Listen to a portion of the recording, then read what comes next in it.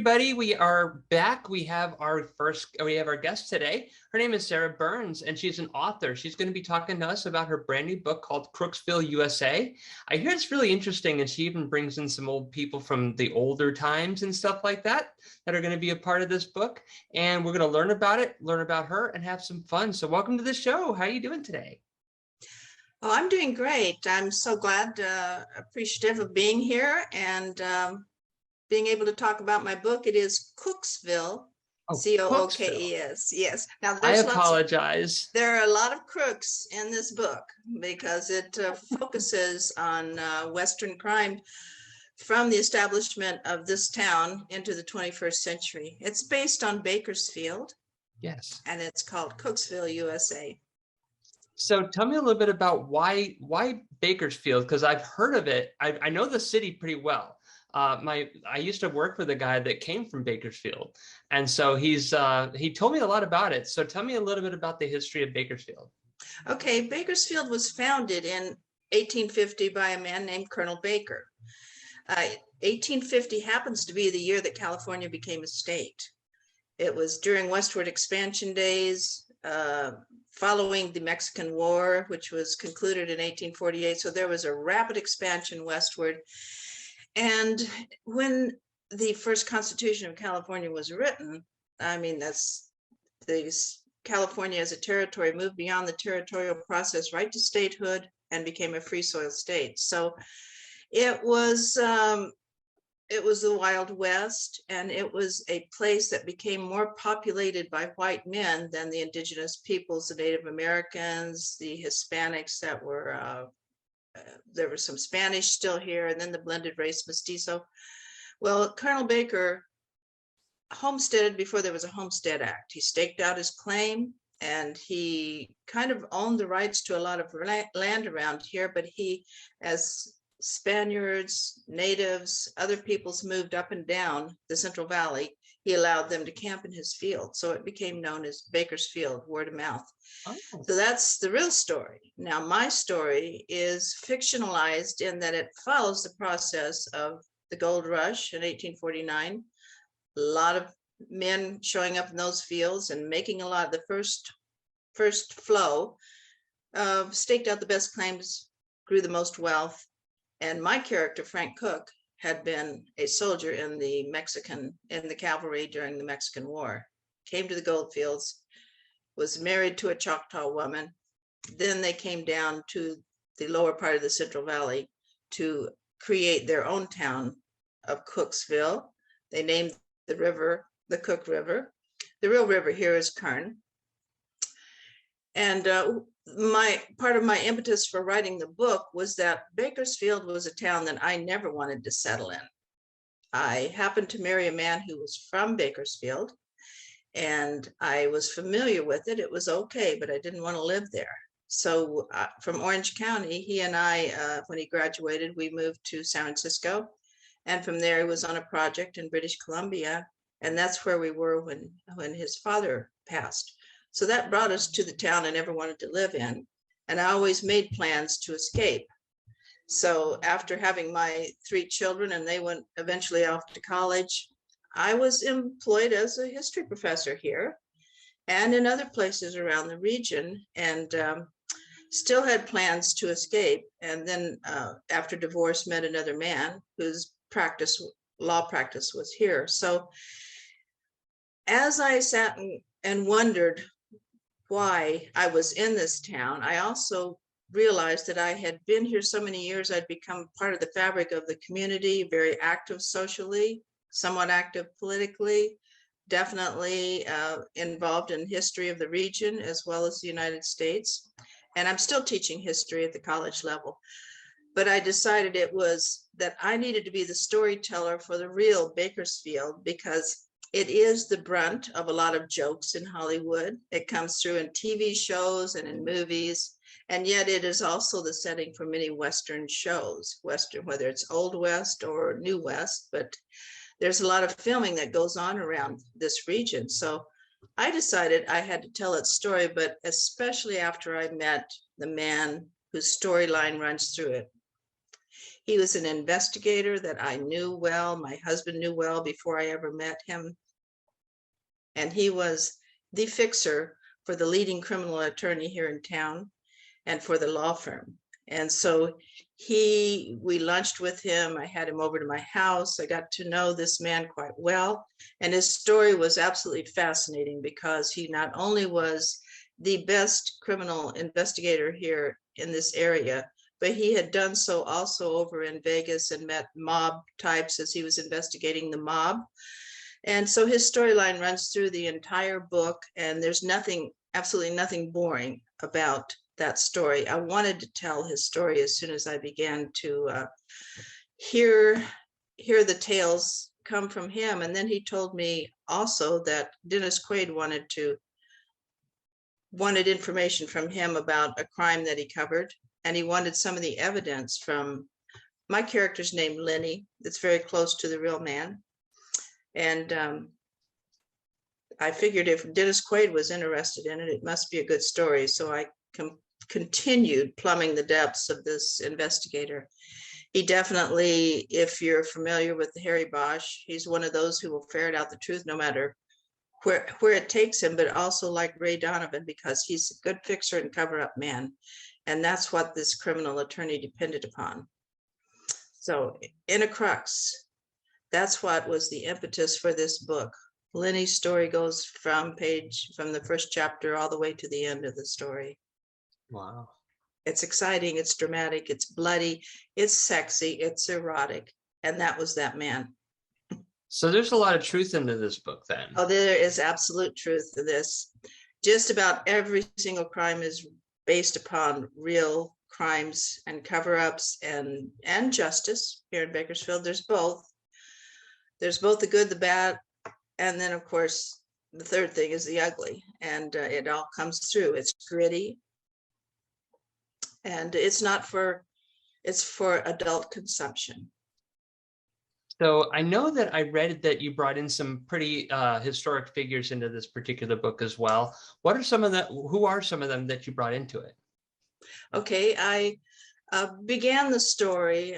I gave a little tease from the 1960s, from a crime in the 1960s, and then I go back and I reach back in time to 1840, from 1846 onward. So Frank Cook, who is the founder of my fictional town, crosses paths.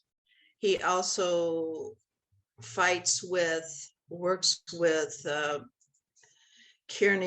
Stephen Kearny and Zachary Taylor, who were leading generals in the Mexican War. He crosses paths with some of the adventurous mountain men on his path across from Santa Fe, New Mexico. Oh, and a leading character in that town was a woman named Latouls. Now, I'm a women's historian, so I'm very familiar with Latouls' story, and she was a phenomenon to be dealt with, and she absolutely is incremental to the peace that was kept in that crossroads town. Santa Fe, her saloon in Santa Fe offered a lot of enticements, not only the games and the drinks, but the ladies. But she herself kept her hands clean. Nobody could tie her down to being a madam or a woman of the night, a lady of the night. But her saloon is the hot spot, and the people of Mexico could frequent the place. The United States Cavalry could frequent her saloon, but they brought peace into that town. And Stephen Kearny, one of the leading generals, he guaranteed that Santa Fe would be peaceful if they allowed the troops to move through there into Mexico to fight the Mexican War. So all of that is true. The outcome of the Mexican War is true. The founding of of California as a free soil state, not a slave state, all of it follows the Constitution and the establishment of the state, and all of the key figures. So he crosses paths with real history, and the town is established much like Bakersfield was established and grew. Instead of the Kern River, of course, it's the Cook River, and it's Cook County, and it's Cooksville. So those are the real historic figures there. But the first crime that I introduced to the reader is based upon the Spade Coulee crime. Now, he was a country western crooner, and he was a friend to Roy Rogers. And Roy Rogers, heard him sing, brought him into his tent. They worked together on screen and as singers and entertainers. But Spade Coulee believed that Roy Rogers was having an affair with his wife, which is why he abused her so greatly and finally killed her. Very, very, very brutal killing. And Leonard showed up, Lenny, my character, Lenny, I goofed right there. The fictional character, Lenny, showed up to clean up the crime and to grab the bloody boots. And that's what he kept in his garage for 40 years. He hid those away. They were still hidden, and a local attorney, I think, has possession of them. But that's what Dennis Quaid was interested in. So that's a real event, and I tell it much like it occurred. And the outcome is slightly different, but the fact that he died basically in prison. There are other Hollywood types who crossed his path and were friends with him and came to his trial. But the crimes here, most of the crimes in this book are valid. They're based on a real crime. So now that murder you just mentioned, where he killed his wife because he thought he was having an affair with Roy Rogers, did they actually prove that she was? Or was it just hearsay and he just lost his mind? It was very likely that she was. Yes, he had her tailed, investigated. It was very likely that. But see, he was a Roy Rogers lookalike. He was a stand-in for Roy Rogers on his regular TV show. So it's kind of understandable in a way. They were very much alike. They were country western crooners. They were actors, and he was a stand-in. But that's pretty certain that she was, because of the pictures that he gathered. Now, seeing that there's so much history with your book and so much research, how long does it take you to actually write it? I mean, I know you got the stories, but I'm sure you had to do some research yourself. I had to do a lot of research, and thank goodness it's at my fingertips these days. The first book I wrote, I had history books spread all over my study floor, and actually was planning a trip to England and Scotland anyway, so I was able to do research in the library of the National Library of Scotland for that book. But now all of the journals are at my fingertips. I can go in, I can bring up a newspaper, I can bring up a journal, I know the real history. A lot of it I already know because I've been teaching for 26 years. So a lot of that history was in my head, but I could validate fine details by bringing up newspapers and archives.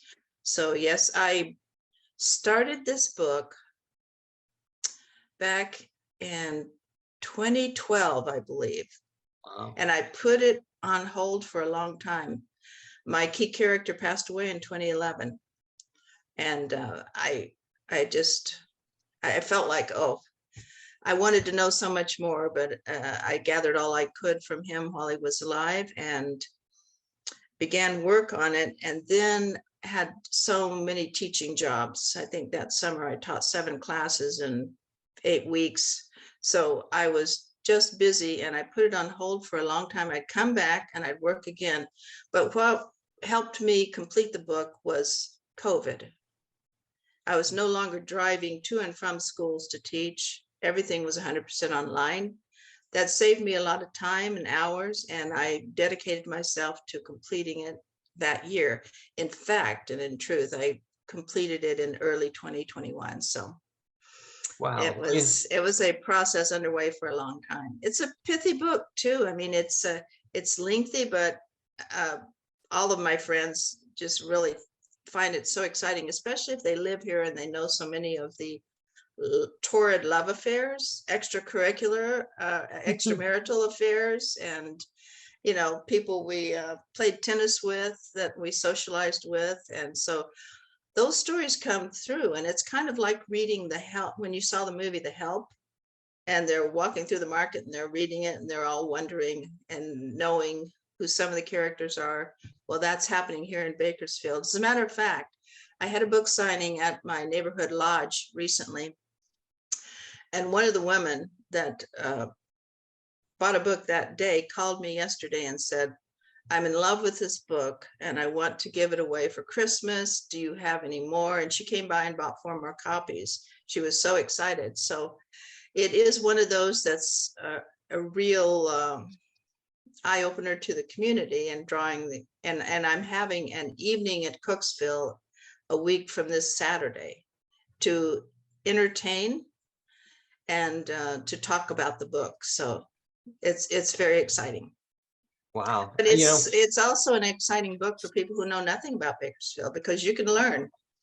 Yeah, you do. And that's what I love about these type of books and documentaries that you see. You learn about things you didn't even think could happen there. I mean, when I was, coming from Florida and coming from being born in Connecticut, when I heard stories of Bakersfield, I had no idea that there was that much crime and stuff that took place there. I mean, I thought it was like a little sleepy town, that everybody knew each other, kind of like Pleasantville.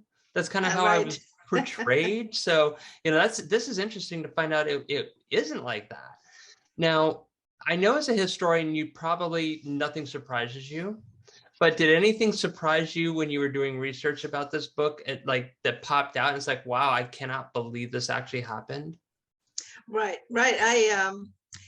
The key attorney that he worked for, and my husband is an attorney, a retired attorney. He also became a judge. So he knew all of these people as they were active, and he worked with them in the same law firm until he went out on his own. So I can confirm it.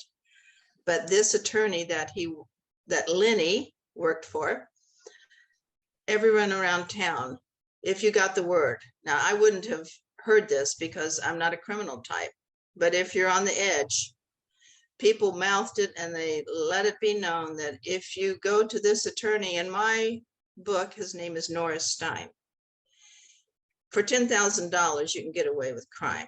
That was the going rate. It was guaranteed he could cover up your crime. Wow. And if he couldn't cover it up, he would make the statement, I smell gas, meaning you're probably going to the gas chamber. So I know his paralegal, the paralegal that worked for the real Norris Stein, and of other paralegals who are reading the book and making the same kinds of statements. So yes, it really was that bad. There was a well-known restaurateur in this town, and I dined at all of his restaurants. It was exquisite food, but he had some mob connections, and apparently he got in debt and couldn't meet the demands, and someone offed him. So I have that crime in my book, and the leading suspect, I won't give that away, but it probably turns out that what everybody suspicioned was true, that if your daddy has enough mob connections and money, you can have things taken care of on the QT and you can pay off the attorney. So this firm was famous for that. Wow. I am really glad that you were able to use the COVID timeout that we got to write and finish out your book. There's a lot of people that did not take advantage of it. And it was kind of sad because it's like, this is a great time to either work on yourself, work on something you were trying to do. And I'm glad you were able to do that, and hear stories like that. Because I think that was important. It was an opportunity that if you missed it, you missed it. Right. And so I'm glad you're able to finish the book at that point in time. Now, when you wrote the book, what was one of the hardest things to do for you? Was it physically writing? I mean, I know you have a busy schedule. That's always a tough thing to deal with. But was there something outside of your work schedule that was just made it really tough to write? Well, the realization that some of the factual sexual content would be disturbing to a lot of people. And because some of it includes child abuse, a real crime, a real authentic crime. And when these paralegals have read this book, they knew right away exactly which case that was based upon. Some of the other crimes here in Bakersfield, there was a community of men that were known as the Lords of Bakersfield. I don't know if you've heard of them. Actually, I have. Yes, it's mentioned in the book Mean Justice about the district attorney here in town that was so, oh my goodness, he was cooperating in an investigation of parents. They were looking to frame these parents of sexual crimes with their children. And there was a local Child Protective Services interviewer who cooperated with that attorney. And so they framed lots of parents that went to prison. The story that they would tell the kids as they interviewed them is they would try to get them to admit that their parents, one or both, touched them in the wrong way, or that they violated them in some manner. And this woman told them, if you will just say, yes, they did, then we will allow you to go home to your parents. Well, they cooperated in that so that they could go home, but then they used that evidence to frame the parents and sent them away. In the same manner, the same DA, investigated a lot of men that were part of the Lords of Bakersfield, a homosexual community, from the 1940s onward, that were covert because it were not accepted. So a lot of them knew they had to leave Bakersfield. Some of them stayed and kept quiet about their preferences. In my book, I focus on some of that as well. I call them the Queens of Cooksville. And so some of these stories are sordid and disturbing. On the other hand, that's part of this community. And then, of course, there's the beautiful part of the community that you never see from Freeway 99. The part that I have been able to participate in, as an employed person who enjoys the finer things in life. There are great country clubs, there are great tennis clubs, there are great people to know, and there are stalwarts in the community. But then there's that underlying, the other stories that are less palatable, to put it mildly. So it disturbed me to write about it. Yeah. It disturbed me, especially if it was a child. So I put in some of those examples, but those people who know the real story, they're glad that I did. So now, what do you hope people take away from reading your book? Well, I hope they take away the fact that there's more to any community than meets the eye. You have to walk in their moccasins to understand their set of mind. And in this community, there are just as many hardworking, honest, good people that bear a good standard, but there's a disadvantage to those who have to keep quiet, whose voices haven't been heard. It is a very mixed ethnicity community. There are strong East Indians,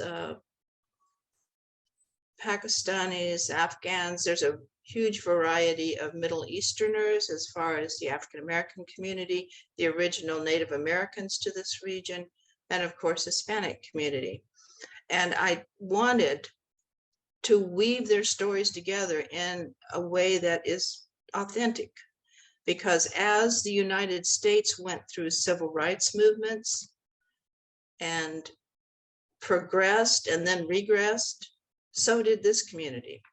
It has constantly grown, and there are benefits to living here that people are not aware of. So I didn't want to write a story that was all, wow, criminal, dangerous. I never feel in danger. So that's how marked the differences are. And so it's a complex community, and it has borders, unlike Southern California. And you know how it has grown. I mean, I've lived much longer than you. I can tell that for certain. And from LA to San Diego, it didn't used to be a solid city, but it is now. You drive all the way down, you never get out of a town. There are houses all the way. This is not that kind of community. There are borders. There are families that have been here since its founding. There are other families who have been here for more than a century, and they trace their lineage and their stories, and they pass their wealth along. There are huge ranches and farms, and of course, oil. And I'm not crazy about the oil factor right now because of the environment. So I'm one of those who is very much in favor of clean energy, but I include all of that in this book. There was an Okie migration in the 1930s during the Dust Bowl days, which is surprised me when I moved here. I after a decade or two, I was saying, why are there so many people here with a Southern accent? This isn't the South. Well, they lived in their community. They moved in as Okies and they stayed together and they kept the Southern accent going. And I have a neighbor right across the walk from me who validates that. He sounds like a Southerner and he's lived here all his life. So it's very unique community. It sounds like a really cool place, though. Yeah, it is. It's such variety, and you can find a restaurant for every ethnicity and race, and you know, the good old Southern cooking, as well as great Spanish food, and all of those stories come through. Some of the founders were Chinese, straight from the goldfields. They were not allowed. I'm sorry. I hope that background noise isn't bothering you. No, good. I can't drive the gardeners away. But yeah, there's just such a variety here, and it shows through in the various cultures. They're distinct. There are Hindu temples and Sikh temples, and you know, Muslim mosques, and all of the other emblems of a diverse society, and neighborhoods that are incredibly beautiful. You can't imagine. I mean, I still find it shocking. There are a lot of gated communities in the Seven Oaks area where some of the homes are over 20,000 square feet, with, you know, springs and ponds and so forth. Just incredible. So you don't see that from the freeway. If you pass through on Bakersfield, everyone thinks of it as an ugly old dusty oil town. And I try to bring out the beauty as well as the beast in this region. I like that. Well, Sarah, we got just a few more minutes left. I want you to be able to tell people where they can find the book, because that's very important. And Okay. do you have a website, social media, anything like that you want to talk about? Yes. I'm in the midst of updating my website, but it is sarahcburns.com. That's sarahcburns.com. And you can follow me on Twitter at Sarah Burns 9. That's at SARAHBURNS 9. And I have a Facebook account. I'll be adding pictures from our evening in Cooksville to that pretty soon. I'll flash the book. It looks like this. I know you're probably seeing it backwards. I don't know. Can you read it? Cookesville, U.S.A. The wildest, wickedest, wealthiest, big, small town in the West. I wanted to make it sound a little bit wacky. And I use the narrator's voice a lot because a friend of mine, Peter Friedman, I have his blurb in the front of my book. He's a Hollywood artist and writer. And he said, I love the narrator's voice, use more of it. So I added more of it. He's a fan of the Big Lebowski. And he said, this needs to be a movie. And you use that narrator's voice well. So I added a lot of narration to sound like that melodramatic Sam Elliott, but it's a melodramatic Sarah Burns that's doing it. So it's by S.C. Burns. That's the important thing to remember. Some of my books and all of my academic articles are in my name, Sarah Chloe Burns, but this is S.C. Burns. And you can find the book on Amazon.com all the time. You can get it through Barnes & Noble and all the big booksellers. Well, thank you so much for coming on. This has been very educating, actually, because I do know about the town from my friend that passed away, and I had no idea it was this interesting. So thank you for enlightening us with that. Good luck with the book, and I hope people will go out there and check it out and buy it and read it. Okay, thank you, Emma. It's so nice to meet you. Thank you. Have a You great too. day. All right. And guys, we got to take a quick commercial break. I'll be back in 2 minutes. Don't go anywhere. Like, OMG, you were on TV and junk.